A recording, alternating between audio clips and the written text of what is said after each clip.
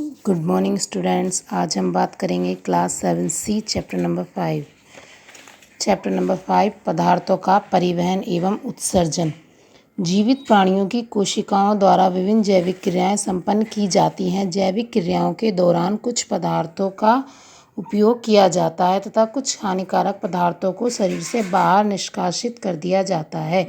शरीर के एक भाग में उत्पन्न हुए पदार्थों को दूसरे भाग में जहां उनकी आवश्यकता हो पहुंचाया जाता है। अतः शरीर के विभिन्न प्रकार के पदार्थों को स्थानांतरित करना आवश्यक है। विभिन्न सजीव प्राणियों में पदार्थ का परिवहन विभिन्न प्रकार से होता है। पेड़ पौधों का वर्गीकरण। पेड़ पौधे अपने आधार पर अलग अलग रूप में बटे हुए हैं। जैसे शाक कोमल तने वाले छोटे पौधे होते हैं। इनका आकार 1 मीटर से कम होता है, जैसे धान, तुलसी आदि। झाड़ियाँ मध्यम आकार की अनेक पतली शाखाओं से युक्त पौधे होते हैं। ये भूमि के ठीक ऊपर से ही आरंभ हो जाते हैं। इनमें मुख्य तना नहीं होता, जैसे नींबू, मेहंदी आदि। वृक्ष ये काष्ठयुक्त तने वाले लंबे एवं विशाल पौधे हैं। इनमें एक मुख्य तना होता है जो स्तंभ कहलाता है, जैसे नीम, आम आदि। पौधों में पदार्थों का परिवहन। पौधों में सुविकसित परिवहन प्रणाली होती है, जिसे वैस्कुलर प्रणाली तंत्र कहते हैं। यह प्रणाली जाइम तथा फ्लोएम से बनती है। संवहन ऊतक जड़ों के छोर से पत्तियों के छोर तक फैले हुए होते हैं, जैसे जाइलम, फ्लोएम। जल का अवशोषण, खनिजों का परिवहन, भोजन का स्थानांतरण, ये पौधों की क्रिया होती है पूरी। वाष्पोत्सर्जन। पत्ती से जलवाष्प के रूप में जल का हवा से ह्रास वाष्पोत्सर्जन कहलाता है। वाष्पोत्सर्जन पत्ती में रंध्रों के माध्यम से विसरण की प्रक्रिया द्वारा होता है। वाष्पोत्सर्जन को प्रभावित करने वाले कारक: तापमान, नमी, हवा, प्रकाश।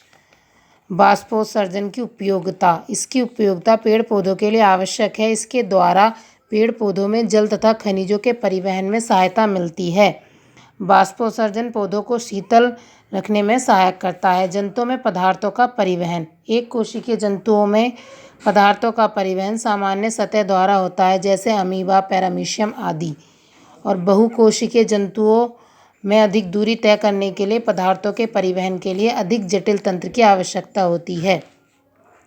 मनुष्य में परिसंचरण तंत्र। परिसंचरण तंत्र हृदय, रक्त तथा रक्त वाहिनियों से मिलकर बना होता है। परिसंचरण तंत्र हृदय से रक्त का शरीर के विभिन्न भागों तक परिवहन करता है तथा इसे वापस हृदय तक लाता है। हृदय। मनुष्य के शरीर में हृदय छाती के बाईं ओर स्थित होता है। यह एक पूर्णतः मांसल अंग है।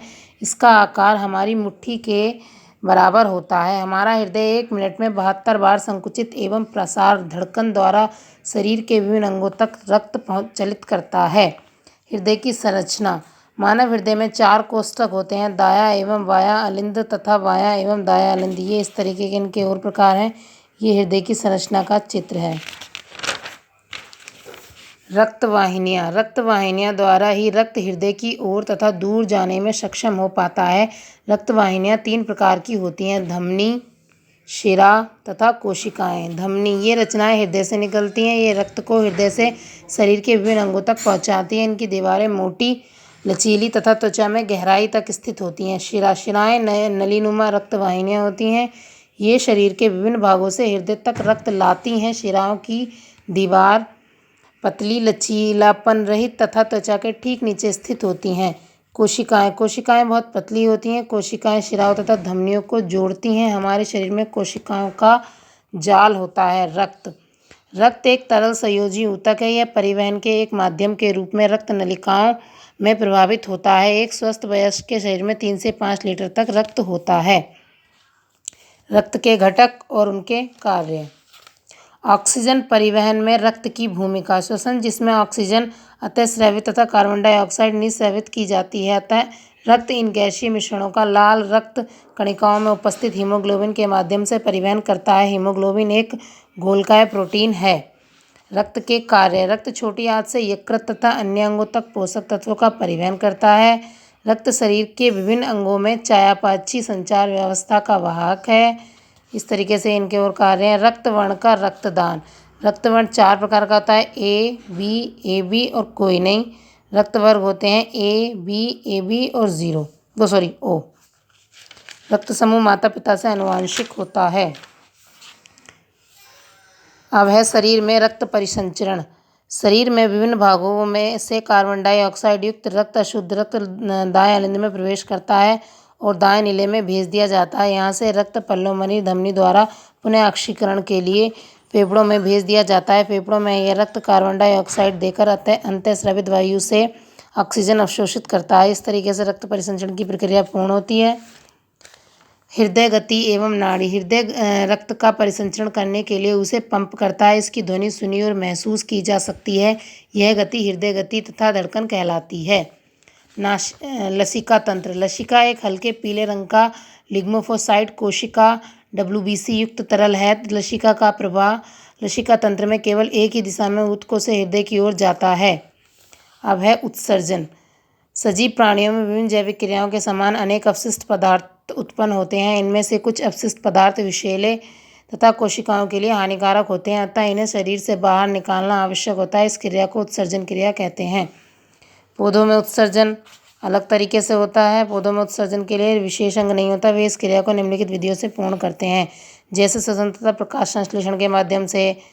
इस तरीके से ये इसके अन्य प्रकार हैं। मनुष्य में उत्सर्जन। मनुष्य शरीर में द्रव गैस तथा ठोसी अपशिष्टों के निकास के लिए विशिष्ट अंग है। मनुष्य में उत्सर्जन के लिए प्रमुख अंग फेफड़े, त्वचा, बड़ी आंत, वृक्क, गुहा तथा मूत्राशय आदि हैं। द्रव अपशिष्ट। शरीर का द्रव अपशिष्ट पदार्थ मूत्र के तंत्र से मूत्र रूप में बाहर निकाल दिया जाता है। श्वसनीय अपशिष्ट, ठोस अपशिष्ट, जल, लवण, यूरिया आदि। वृक्क के उत्सर्जन। गुर्दे उत्सर्जन तंत्र के मुख्य अंग हैं। इनका कार्य रक्त से नाइट्रोजियस अपशिष्ट पदार्थों को पृथक करना है। प्रत्येक गुर्दा असंख्य निष्पादों से निर्मित है, जो वृक्काणु कहलाते हैं। ये है वृक्काणु की संरचना और ये मूत्र तंत्र की संरचना। ये थी आपके चैप्टर नंबर 5 की थ्योरी।